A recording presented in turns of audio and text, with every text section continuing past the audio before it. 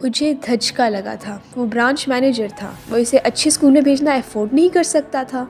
وہ مجھے ہر ماہ صرف 1000 روپے دیتا تھا۔ وہ گلفشا کو کتنے روپے دیتا تھا میں نہیں جانتی، مگر اسے وہ 1000 تو بالکل نہیں دیتا تھا۔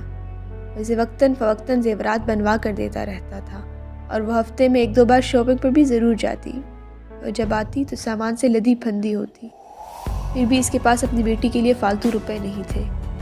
پہلی دفعہ میرے دل میں ملال پیدا ہوا۔ اگر یہ بیٹیاں نہ ہوتی، بیٹے ہوتے، تو کیا پھر بھی وہ یہی کہتا؟ کہ اگر یہ مغیث کی طرح خوبصورت ہوتی، کیا پھر بھی وہ یہی کہتا؟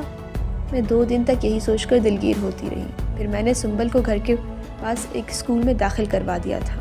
اسکول کی فیس 200 روپے تھی۔ اس اسکول میں داخل کرواتے ہی میرے اخراجات بڑھ گئے تھے۔ میں نے ایک دن فاروق سے کہا کہ وہ مجھے تھوڑے زیادہ روپے دے دیا کرے، کیونکہ 1000 روپوں سے میرا گزارا نہیں ہوتا۔ مگر وہ میرے مطالبے پر ایک دم بگڑ گیا تھا۔ کیوں نہیں ہوتا؟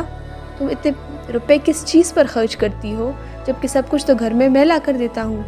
اپنی عیاشیاں کم کرو گی تو روپے بہت کافی ہوں گے، اور میرے پاس کوئی حرام کے روپے نہیں ہے کہ تم منہ پھاڑ کر مانگو اور فوراً نکال کر میں کہیں سے لا دوں۔ اس کا لہجہ اتنا تلخ اور آواز اتنی بلند تھی کہ میں چپ رہ گئی۔ پھر میں نے اسے دوبارہ رقم بڑھانے کا مطالبہ نہیں کیا۔ میں محلے کے چھوٹے چھوٹے بچوں کو ٹیوشن پڑھانے لگی۔ شروع میں وہ اس بات پر بھی بہت ناراض ہوا تھا، مگر پھر گلفشا نے پتہ نہیں اسے کیا سمجھایا تھا، مگر یہ ہوا کہ اس نے مجھے اجازت دے دی تھی۔ جو ٹیوشن والے بچوں کی تعداد بڑھتی ہی گئی، مگر میں خوش نہیں تھی۔ کیا آپ کو پتہ ہے رزق حلال کمانے کے باوجود میں خوش کیوں نہیں تھی؟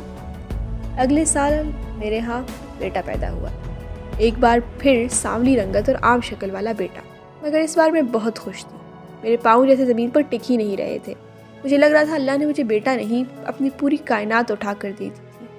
میرا خیال تھا فاروق اب تو بہت خوش ہوگا، مگر آپ کو پتہ ہے وہ خوش نہیں ہوا تھا۔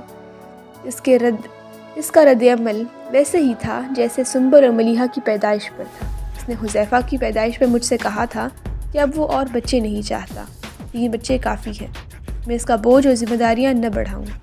حذیفہ کی پیدائش کے چند ماہ بعد گلفشا کے ہاں بھی ایک اور بیٹا پیدا ہوا، مغیث کی طرح۔ ایاز کی پیدائش پر بھی فاروق نے بہت دھوم دھام سے عقیقہ کیا تھا۔ اس بار اس نے گلفشا کو سونے کی 12 چوڑیاں بنوا کر دی تھی۔ اسے سنبل، ملیحہ اور حذیفہ کی پرواہ تک نہیں تھی، مگر مغیث اور ایاز پر وہ جان چھڑکتا تھا۔ جیسے کھلونے وہ انہیں خرید کر دیتا تھا، جیسے کپڑے وہ ان کے لیے لے کر آتا تھا، ویسے کپڑے اور کھلونے میرے بچوں کے پاس نہیں تھے۔ سنبل بڑی ہو رہی تھی۔ بعض دفعہ مغیث یا ایاز کا کوئی کھلونا دیکھ کر مچل جاتی، مگر میں اسے کوئی سستا کھلونا دلوا کر بہلا دیتی۔ 2 سال بعد میں نے اپنے زیور بیچ کر بینک میں رقم جمع کروا دی تھی، اور سنبل کو ایک بہتر اسکول میں داخل کروا دیا تھا۔ گلفشا نے بھی مغیث کو شہر کی سب سے مہنگی مونٹیسری میں داخل کروا دیا تھا۔ مجھے کوئی شکوہ نہیں ہوا۔ شکوہ کرنے سے کیا ہوتا ہے؟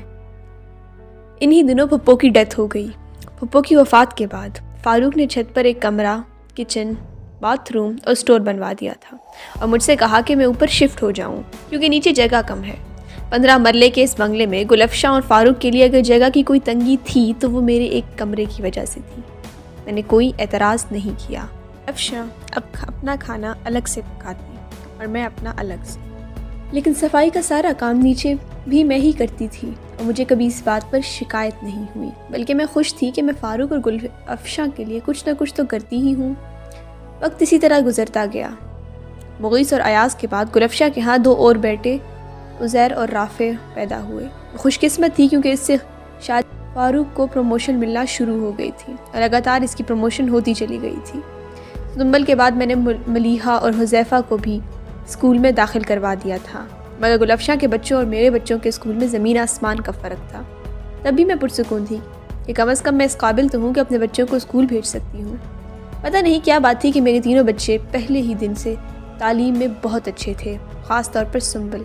وہ بہت سمجھدار اور ڈسپلن اور بہت عجیب تھی۔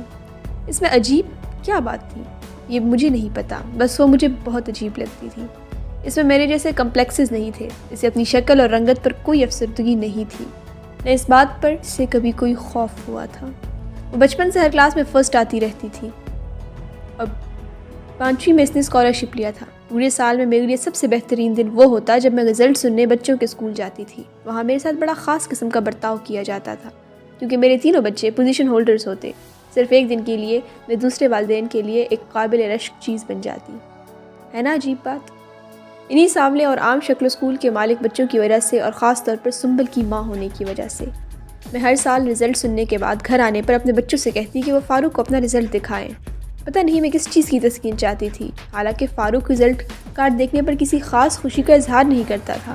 وہ بڑے عام سے انداز میں کہہ دیتا، ہاں ٹھیک ہے، اچھی بات۔ ملیحہ اور حذیفہ تو اسی بات پر بہت خوش ہو جاتے میری طرح، مگر سنبل پتہ نہیں کیوں ہر دفعہ کہتی، پاپا آپ دیکھ لیں مغیث اور ایاز نے کوئی پوزیشن نہیں لی۔ اس بات پر جہاں گلفشاں بگڑتی وہاں فاروق کے ماتھے پر بھی تیوریاں آ جاتی، میرا سانس بھی اٹک جاتا۔ گلفشاں کہتی، وہ کسی عام اسکول میں نہیں پڑھ رہے، شہر کے سب سے اچھے اسکول میں پڑھ رہے ہیں، وہاں تو ایک سے ایک قابل بچہ پڑھتا ہے، وہاں کا پاس ہونا بھی تمہاری پوزیشن سے زیادہ اہم ہے۔ مگر پوزیشن تو پوزیشن ہی ہوتی ہے، سنبل پھر بھی کہے جاتی۔ میں زبردستی سے وہاں سے لے جاتی، میں نہیں چاہتی تھی کوئی جھگڑا ہو۔ چوتھی کلاس تک ایسا ہی ہوتا رہا، مگر پانچویں میں فرسٹ پوزیشن لینے کے بعد ملیحہ اور حذیفہ کی طرح فاروق کو شام کو رزلٹ دکھانے نہیں گئی تھی۔ جب میں نے اسے فاروق کے پاس جانے کے لیے کہا تو اس نے بڑی لاپرواہی سے کہا، پاپا کو رزلٹ دکھانے سے کیا ہوگا، میرا گریڈ تو نہیں بڑھ جائے گا۔ میں اس کی بات پر حیران رہ گئی تھی۔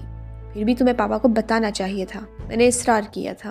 انہیں پتہ چل ہی جائے گا، ملیحہ بتا دے گی، مگر میں ان کے پاس نہیں جاؤں گی، اس نے اکھڑے انداز میں کہا۔ پھر وہ نہیں گئی، بلکہ انعام میں ملی ہوئی کتابیں نکال کر پڑھتی رہی۔ پھر اکثر ایسا ہونے لگا، میں چاہتی تھی وہ اپنی کامیابیوں کے بارے میں فاروق کو بتائے، مگر وہ بتانا نہیں چاہتی تھی۔ مڈل میں اس نے ایک دفعہ پھر اسکالرشپ لیا تھا، اور عجیب تبدیلی جو اس میں آئی وہ یہ تھی کہ وہ مغیث کے بہت قریب رہنے لگی تھی۔ وہ مغیث اور ایاز دونوں کو ہوم ورک کروانے لگی۔ گلفشاں اس بات پر بہت خوش ہوئی تھی کیونکہ سنبل کے پڑھانے کی وجہ سے دونوں کے گریڈز بہتر ہونے لگے تھے۔ پھر ایک دن اچانک وہ فاروق کے پاس جا پہنچی اور اس نے کہا تھا، پاپا مجھے ایک کمرہ چاہیے علیحدہ جہاں میں آرام سے پڑھ سکوں۔ میں اس وقت صحن دھو رہی تھی، اس کے مطالبے پر بہت حیران ہوئی۔ میں حیرانی سے اسے دیکھتی رہ گئی۔ فاروق بھی بہت حیران نظر آیا تھا۔ پھر اس نے گلفشاں کے چہرے کی طرف دیکھا جو بہت متذبذب نظر آ رہی تھی۔ میں وہی کمرہ لے لیتی ہوں جہاں ہم لوگ پہلے گئے تھے، کل اپنی چیزیں سیٹ کر لوں گی۔ وہ خود ہی سب کچھ طے کر رہی تھی۔ فاروق ابھی بھی چپ تھا۔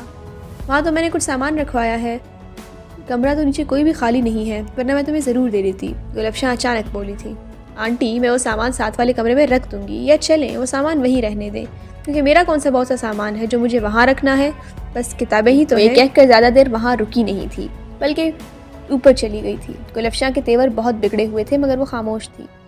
فاروق کا چہرہ بھی بہت سنجیدہ تھا اور میری سمجھ میں نہیں آیا کہ ہوا کیا ہے، وہ کیوں الگ کمرہ چاہتی ہے۔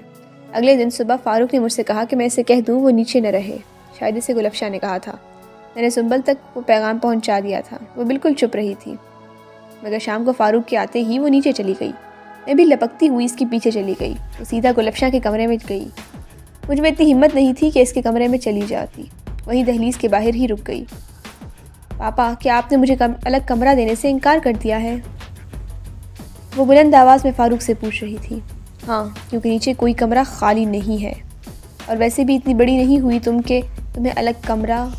سنبل نے باپ کی بات کاٹ دی تھی، یہ ہمت میں کبھی نہیں کر سکتی تھی۔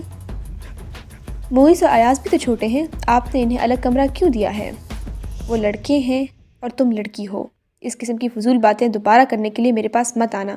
میں نے بس ایک دفعہ کہہ دیا ہے کہ تم اوپر ہی رہو گی تو بس تم اوپر ہی رہو گی۔ فاروق اس بار اسے غصے سے ڈانٹ رہا تھا۔ ٹھیک ہے، اگر آپ نیچے مجھے اور ملیحہ کو ایک کمرہ بھی نہیں دے سکتے تو پھر آپ امی سے نیچے والے حصے کی صفائی بھی نہ کروائیں، پھر آپ ان سے کام کیوں کرواتے ہیں؟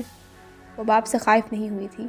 چند لمحوں کی خاموشی کے بعد مجھے گلفشاں کی تیز آواز سنائی دی، وہ اپنی مرضی سے کام کرتی ہیں، ان سے کوئی کہتا نہیں ہے، اور اگر وہ صفائی کر دیتی ہیں تو کوئی احسان نہیں کرتی۔ تم لوگ بھی آخر اس گھر میں ہی رہتے ہیں، لیکن ہم لوگ اوپر رہتے ہیں اور آپ بھی تو یہیں رہتی ہیں، کیا آپ نے کبھی ہمارے چھت والے حصے کی صفائی کی ہے؟ پھر امی کیوں کریں؟ ٹھیک ہے، تم اپنی ماں سے کہہ دو وہ صفائی نہ کرے، اور اب تم یہاں سے دفع ہو جاؤ، میں تمہاری مزید بکواس نہیں سننا چاہتا۔ فاروق اس بار بہت زور سے بولا تھا اور سنبل کمرے سے باہر آ گئی۔ وہ مجھے دیکھ کر ٹھٹکی، پھر مسکراتے ہوئے خاموشی سے وہاں سے چلی گئی تھی۔ میں اس کے پیچھے گئی اور پہلی بار میں نے اسے بری طرح جھڑکا تھا۔ وہ بے حد پرسکون تھی۔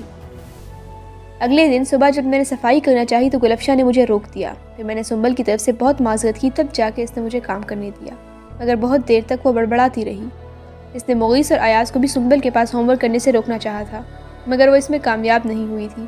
ان دونوں نے اتنی ضد کی تھی کہ وہ انہیں روک نہیں سکی.